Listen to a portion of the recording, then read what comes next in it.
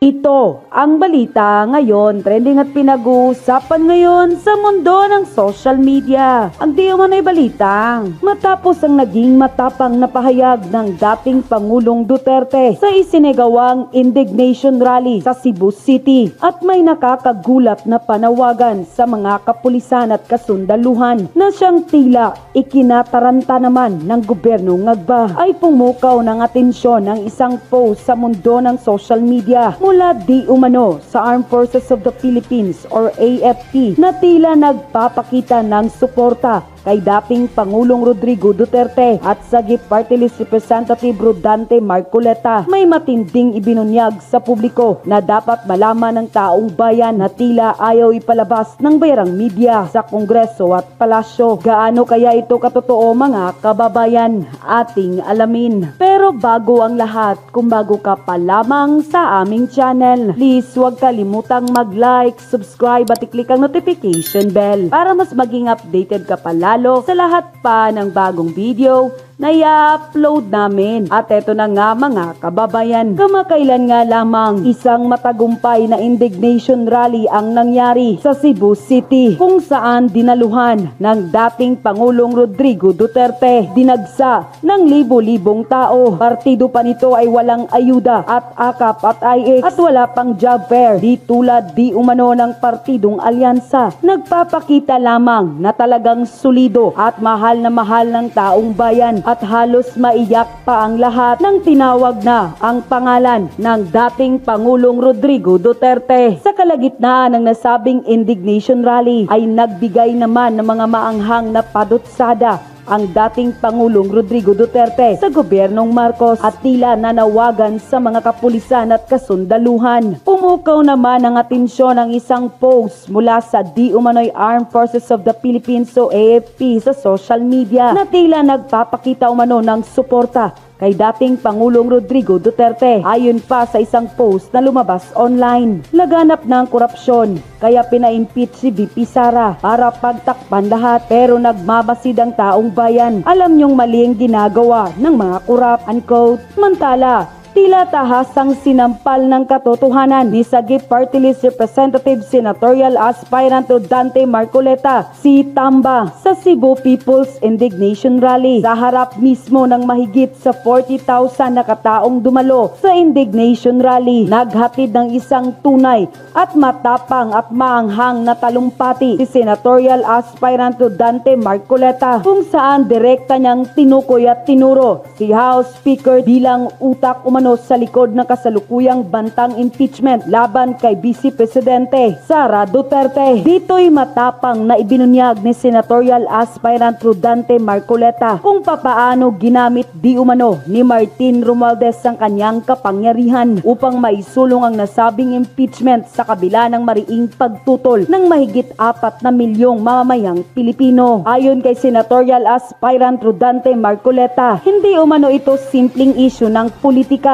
kundi isang sistematikong pagsabuatan upang mapatalsik sa kanyang pwesto ang Vice Presidente na si Sara Duterte at palakasin ang pansariling kapangyarihan ni House Speaker. Ayon pa sa kanya, and I quote, Martin Romualdez is responsible for weakening our institution. He cannot lord over. He cannot change the destiny of our people. Mariing pahayag ni Marcoleta na sinalubong ng sigawan at palakpakan ng libo-libong dumalo. Unquote, dagdag pa nito, ang kuwakom nga daw ang ginamit upang ipitin ng mga Duterte. Hindi nga lang daw impeachment ang pinuntirya ni Senatorial Aspirant Marcoleta. Tahasang ibinulgar din niya sa publiko ang di umano'y mga tunay at totoong layunin ng kuwakom. Isang komiting nilikha hindi upang maghatid raw ng hustisya kundi upang usigin ang dating Pangulong Duterte at pinangalanan pa niya ito bilang instrumento umanong ginagamit upang pahinain at matalo ang mga kalyado ng dating Pangulong Duterte, lalong-lalo na umano ang Vice President na si Sara Duterte. Sa kanyang nasabing panawagan, tahasang binigyang diin ni Senatorial Aspirant Marcoleta ang kahalagahan ng pagboto sa mga kandidatong inendorso mismo ng dating Pangulong Duterte upang maharang at mapigilan ang nasabing impeachment. Ayon pa sa kanya, isang laro ng numero sa Senado ang impeachment at kung magtagumpay raw umano ang kampo ni Tamba sa pagkuha ng sapat sapat na boto ay tiyak na mapatalsik sa pwesto ang Vice Presidente na si Sara Duterte. Bukod pa sa nasabing impeachment ay matapang na ibinunyag rin sa publiko ni Rodante Marcoleta ang di umano'y sistematikong panggigipit sa kanya sa loob mismo ng Kongreso. Ayon pa sa kanya, pinatalsik siya ng committee, inalisan ng mga allowances at di pa nakontento. Pinutol pa di umano ang pondo ng kanyang opisina. Dagdag pa niya, isa umano itong hakbang na aniyay laban lamang sa kanya kundi maging sa mamayang Pilipino na kanyang taos-pusong pinaglilingkuran.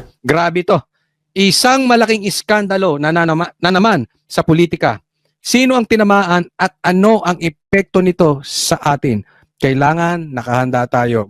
Ito po, simulan natin. Talaga namang Marcos versus Duterte na po ang nangyayari sa bansa natin. Hindi na po talaga tayo aalalayan ng gobyernong ito para sa mga proyekto or anuman ang pangangailangan ng bansa ito. Kung hindi talagang nakafocus lang sila ang kanilang energy at kanilang full resources para labanan ng Duterte. Sinagot ng Malacanang ang pahayag ni Vice President Sara Duterte na may karapatan ng taong bayan na magpahayag ng galit laban sa gobyerno. Nakatutok si Ivan Mayrina. Nitong Sabado, pinangunahan ni dating Pangulong Rodrigo Duterte. Eto tingnan nyo po, okay? Doon sa mga vloggers, doon sa mga bashers na nagpapakalat na peke daw pong madami ang tao. Okay? Nilinin lang po nila ang taong bayan na sinasabi, mali yung video na pinapakita, mali yung picture, hindi po yun ang usapin. Maraming tao lagi ang pumupunta sa mga sorties ng mga Duterte, ng PDP. Ang isinagawang indignation rally sa Mandaue City kung saan niya binatiko si Pangulong Bongbong Marcos. Wala man sa rally. Nagpasalamat naman ang kanyang anak na si Vice President Sara Duterte sa mga dumalo doon sa pagputo. Pansinin nyo yung tao engaged talaga. Even full security po yung kay BP Sara. Yung mga tao nakikita nyo, pansinin nyo. Ibang-iba po doon sa lumabas na video ni Marcos na hindi man lang siya pinapansin. Kung tayo ay tinatawag na parang pinabili lang ng suka, si Marcos parang pinabili lang ng rugby. Hindi pinapansin. Ay naku, ang daming videos no. Kung hindi nyo pa nakita, ay you're missing half of your life. Kailangan makita nyo yon dahil talagang wala silang lusot doon. Parang si Trillanes at si Marcos ay magkamag-anak. Isipin mo, parang kang nangangampanyan. Walang pumapansin. Sino ba ito? Sino ba? Oy, presidente yung pansinin nyo. Pero tinan nyo to si BP Sara. Niya sa Cebu kahapon, sinabi niyang karapatan ng mga mamamayan na magpakita ng galit at karapatan ito. Kung walang security to, dudumugin ito si BP Sara. Protektado ng saligang batas. Para na rin daw nalalaman nila sa gobyerno ang gusto ng mga tao. Katungod man na sa mga tao, no? Masabi, karapatan ng mga tao na ipakita ang kanilang galit kasi constitutionally protected ang freedom of speech and expression sa ating bansa. Tatandaan nyo po, Claire, vlogger, Claire the vlogger, abogado ka pa man din. Nasa batas po na pwedeng ilabas ang galit ng taong bayan. Basta ikay susunod sa batas. Hindi mo patatalsikin ng gobyerno. Basta sabihin mo, may social media, ipakita mo. Alam nyo kasi kayo, diktador. Alam mo gusto niyan si Marcos? Gusto niyan sunod-sunuran ng tao. Gusto niya hawak niya sa leeg. Gusto niya kaya niyang bayaran. Pagka hindi niya nakaya, sedition na. Hindi po. Abogado ka, alam mo yan, huwag kang magtanga-tangahan, Claire. Makita ang ilahan, ang ilahan, ko. Kita mo sumisigap yung tao, Duterte. Ilang maisug na po ang naatinan ko. Pag sumigaw po talaga ng Duterte, sigawan ng taong bayan. Papasok pa lang si PRRD, nagsisigawan ng taong bayan. Samantalang ang rally ng Marcos, halos mapatid na ang litid ni Andrew E. Wala pa rin nangyayaring sigawan. Alam nyo yan. Doon sa mga nabudol, nakapag-attend kayo ng rally, di ba? Lalong-lalo na daw ngayon. Grabe. Wala talagang pumapansin. Constitutionally protected freedom of speech and expression sa ato ang kason. So, saktura nga mahibal. Sabi niya, nararapat lang na malaman ng mga nagtatrabaho sa gobyerno kung ano ang gusto ng mga tao. Bakit pasahod kayo ng taong bayan? Saan ba kayo kukuha ng pera? Di ba? Kung hindi sa taong bayan. Saan ba nakakakuha ng kurakot ang mga politiko? Sa taong bayan di ba? Makinig kayo. Kailangan nyo malaman, hindi po pwede gusto nyo sunod-sunuran, hindi magsasalita ang taong bayan. Kadiktador nyo noon. Namo, kaming mga nagatrabaho sa gobyerno kung unsay gusto sa mga tao. Sabi ng Malacanang Press Officer Claire Castro. Nung nalaman po ito ng Pangulo ay wala po siyang naging reaksyon. Wala naging reaksyon bakit banat ka ng banat? Alam mo ako ito napakalaking iskandalo nito para sa akin. Napakalaking iskandalo nito. si Marcos ay nagtatago sa saya ni Claire. Grabe. Isipin mo, kukuha ka ng USEC na para lang banatan ang Duterte. Bakit hindi kayo mag-focus doon sa magandang gawain, magandang ginagawa ng gobyerno? Ang vlogger nyo nakafocus sa Duterte. Ang troll army nyo nakafocus sa Duterte. Ang kamera, ang mga bata ni Tambaluslos nakafocus sa Duterte. Ang pulis Torre nakafocus sa Duterte. Ano yan? Binabagsak nyo. Ito, medyo delikado po itong nangyayari. Baka magulat na lang tayo na lahat ng sekretary ni Marcos ang gagawin ay atakihin ang Duterte. Yan na lang ang kanilang trabaho. Hindi malalayo mangyari na ultimo mga pulis, sundalo ay utusan ni Marcos na bakbakan ng Duterte. Wala na sila talagang kaya alam nyo, this is very dangerous for us. We are living in a dangerous time. This could possibly a silent martial law. Talagang ginagamit ang resources ng taong bayan para lang sa Duterte. Ganyan po kahina si Marcos. Makikipagsagutan siya. Uuna siyang babanat kay PRRD. Hindi naman niya kayang tapusin. Duwag si Marcos. Pagkatapos niyang bumanat ng bumanat, tatago siya sa saya ni Claire. Kuha ka ng USEC na magdadaldal. Bakit kunuha niya vlogger? Alam mo, ginagawa pang hero to ng mga ibang vloggers dyan. Ha? Bakit? Sa wakas, may pumalag na sa mga Duterte. Ganon? Baka mamaya tanggalin ni Marcos yan. Sasabihin nyo, tsamba. Ha? Siguraduhin mong tatagal ka dyan sa pwesto mo dahil 1,000, 1 tuwa ang tawa namin sa'yo. Pag ikaw itinanggal, galingan mo yan. Tatandaan mo, kung ang katulad ni BP Sara trinaydor niyan, kung ang katulad ni Pastor Kibuloy na nakatulong sa kanya ng malaki, trinaydor niyan, kung ang katulad ni Vic Rodriguez na matagal niya ng kasama, trinaydor niyan, ikaw pa. Umanda ka. Pag ikaw at tinanggal, saglit ka lang dyan, tawa-tawanan ka namin. Ginawang hero pa to ng dilaw. Pinag-i-interview. Buti na lang si Claire. Dito, dahil hindi nga po to dapat nanggagaling sa pangalawang pinakamataas na leader ng bansa. Pero para kay Castro, bakit daw ngayon lang niya ito sinasabi? Bakit naman ngayon lang? Mas marami naman din pong nangyari nung panahon ng kanyang ama. So parang ang pag-encourage po ba niya na magalit ang tao, meron po ba itong link doon sa sinasabing destabilization? Oo, may patunay ka dyan. May patunay ka. Di ba? Baka ikaw ang hatulan ng fake news, Claire. How do you know na destabilization yan? Bakit? Wala ba sa batas na kami ay sumigaw ng galit sa gobyerno kung ito'y palpak? Abogado ka. Sagutin mo. Wala ba sa batas? Patunayan mo rin na dinidestabilize ni BP Sara. Huwag kang fake news. Kayong sita ng sita eh. Kaya ka kinuha dyan para bantayan ang mga fake news. Baka ikaw ang fake news. Tingnan mo ha. Saan ka nakakuha? Kukuha ng mga sekretary para bantayan fake news. Baka mamaya pati si Rimulya ng SILG bantayan ng fake news at ang Duterte. Si Boying na SOJ gawin na rin magbantay na rin ng fake news at banata ng Duterte. Baka si Bersamin na IS wala na rin gawin kung hindi bantayan ng Duterte at humanap ng fake news. Baka ganyan ang pagawa mo sa sekretary lahat ha? Yung pinapasahod ng taong bayan para pagsilbihan ka. Hindi po ganon. Alam nyo kasi malaking problema na to. Sa tingin natin ito nakakatawa lang dahil grabe sinisira ni Marcos ang institution niya. Kumuha siya ng isang vlogger para bumakbak kay PRRD. Nagtago sa babae pero ito'y nagpapakita ng kahinaan ni Marcos. At ito'y nagpapakita ng kahinaan ng gobyerno ni Marcos ngayon. Wala na, hindi na sila pakita nyo sa tao, meron kaming nagawang tulay. Eto, naayos namin dito. Eto.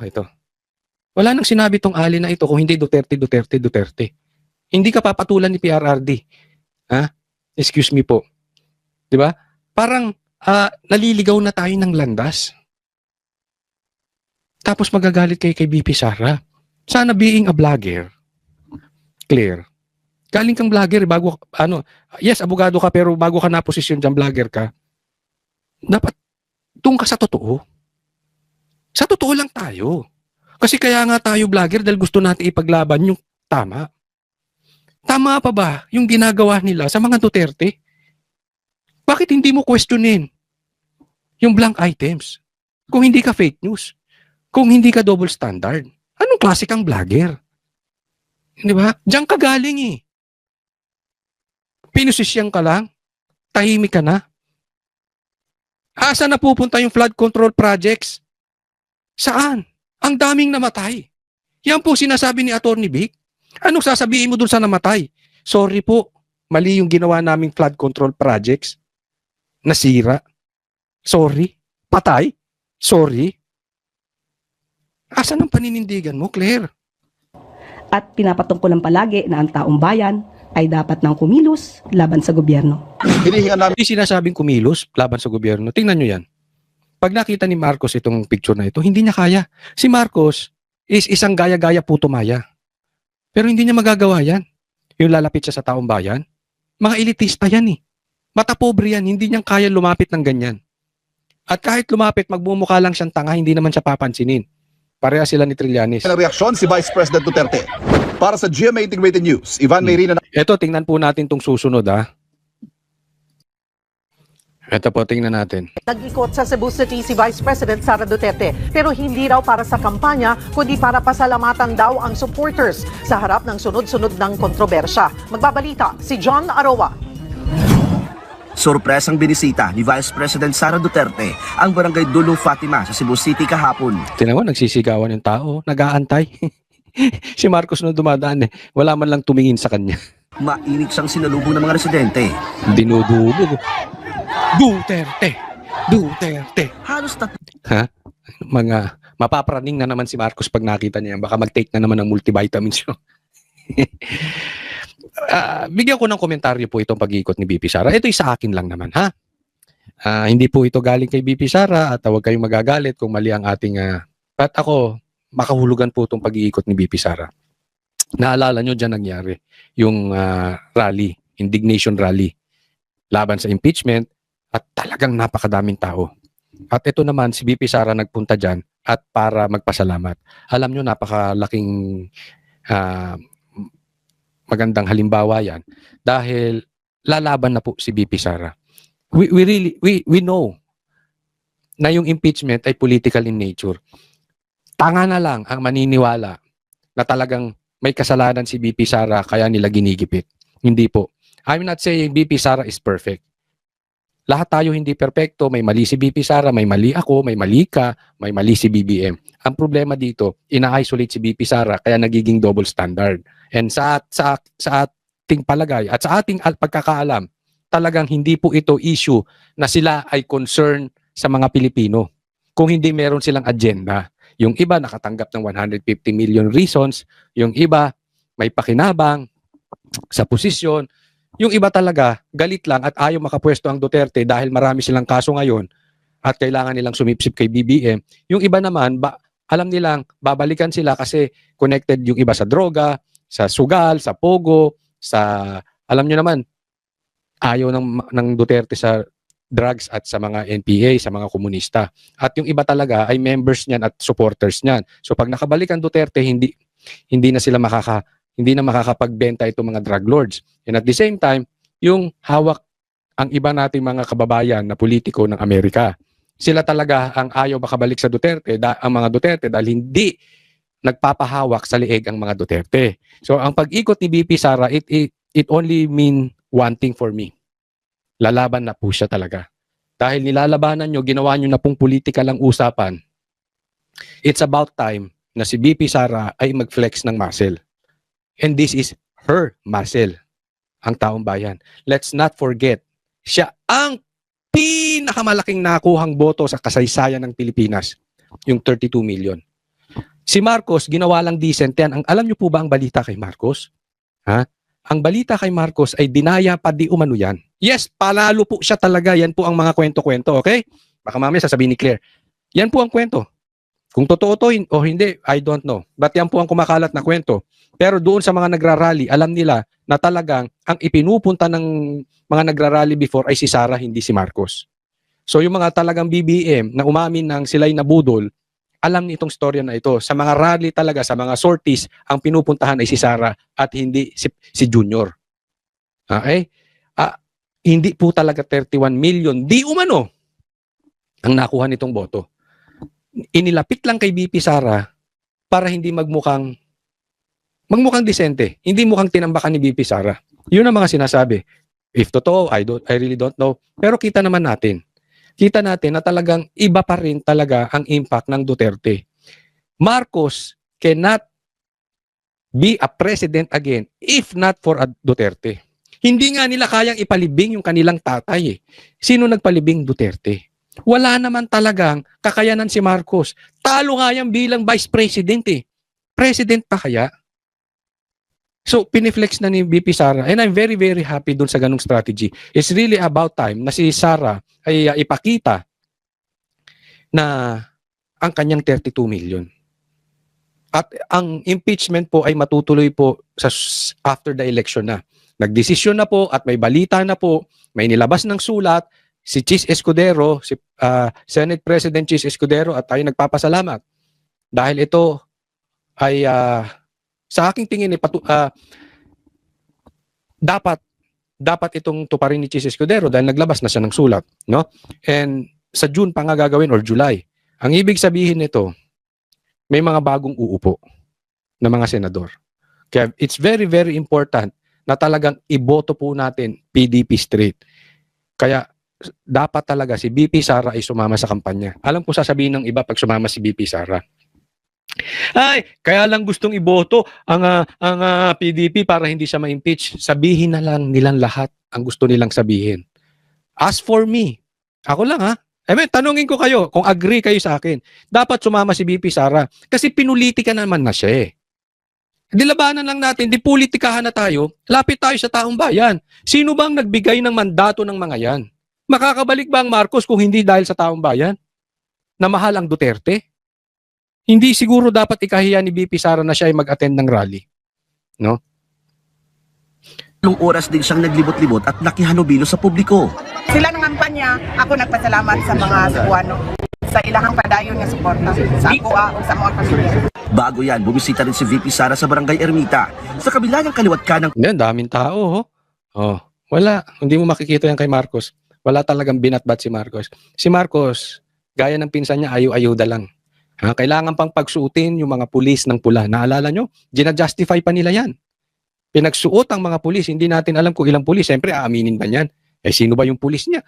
Yung PNP chief nga niya, tinatanggi pa na nakasakay siya dun sa sasakyan. Itinatanggi pa na malay natin kung ilang pulis ang pinapunta dun sa rally. Baka kalahati nun mga pulis. kontrobersiya, mga abogado na raw muna niya ang bahala sa utos ng korte patungkol sa impeachment. Yan, ang daming Ibili nato na sa mga abogado ang istorya sa impeachment, particularly sa defense. Ako naniniwala ako, mahal ng taong bayan si BP Sara.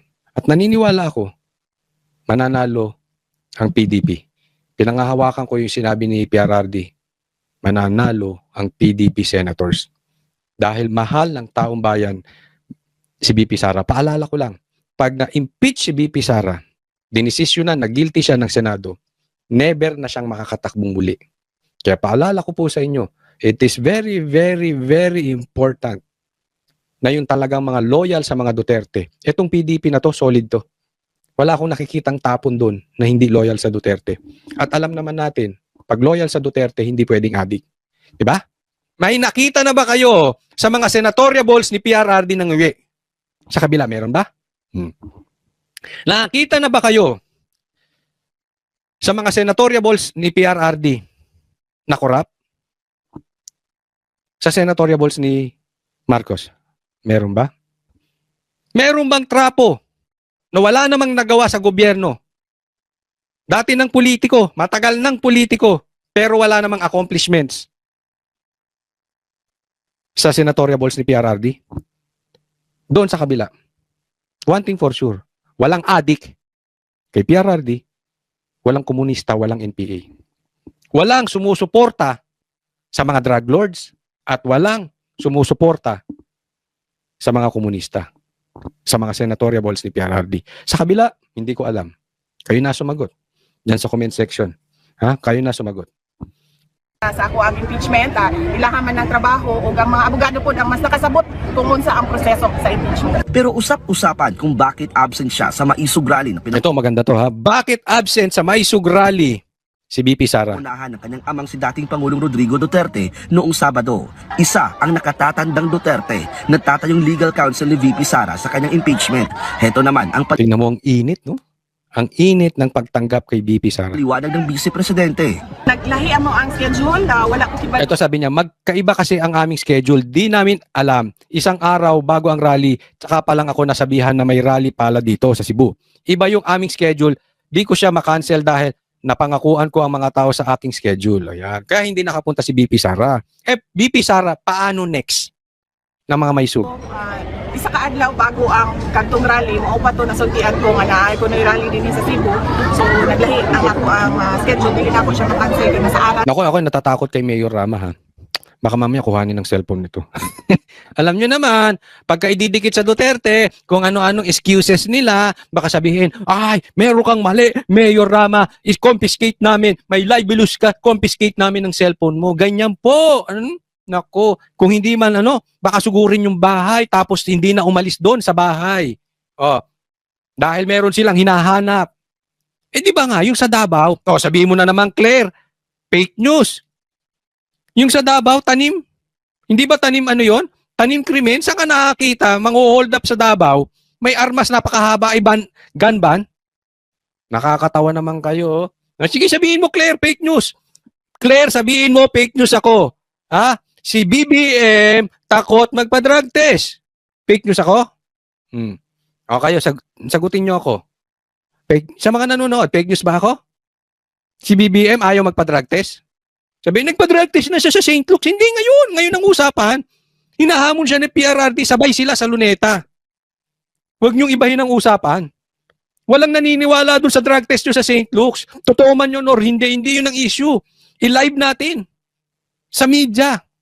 Now tell us, are we fake news? Natakot si BBM magpa-drug test? Sige, sabihin nyo. Ako ang mga tao dito sa Ba't ba kayo magpa-drug test? Ako na ang sasagot, ako na magbabayad. Dami yung pera, wala kayong yan.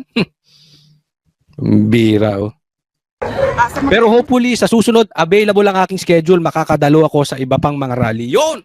Napakaganda. Ako talaga, I really hope na makasama na sa Maisog si BP Sara. At suportahan niya ang PDP. Ito ay hindi siguro, well, kahit namang gumawa ka ng mabuti, BP Sara, pasasamahin ni Marcos at ni Tambay. Fake news na naman. Ano mang ginawa ni BP Sara compared dun sa confidential funds ni Marcos? Ano sasabihin nyo na naman, fake news kami. Ay ano sabi, di ba? Ni Kong Alvarez, wala namang galaw ang kamera, ang speaker, nang walang basbas ni Marcos. So, gumawa ka ng mabuti, Sara, BP Sara, pasasamain din. Sama ka na sa rally. Wala naman silang sasabing mabuti sa'yo anyway. Labanan na lang natin sila sa pagmamahal ng taong bayan. Kailangan ka po dun sa Maisog Rally at maganda tong sinabi ni BP Sara. Pero hopefully sa susunod, available lang ang aking schedule, makakadalo ako. Ako'y naniniwala, dadalo si BP Sara. Alam niyo kung bakit? Kasi may nakapagsabi sa akin, hindi mo na sabihin, baka i-confiscate yung cellphone ko. Ako'y naniniwala, dadalo si BP Sara. At ako'y naniniwala na tatakbo si BP Sara sa 2028 as President. Taga nyo sa bato yan.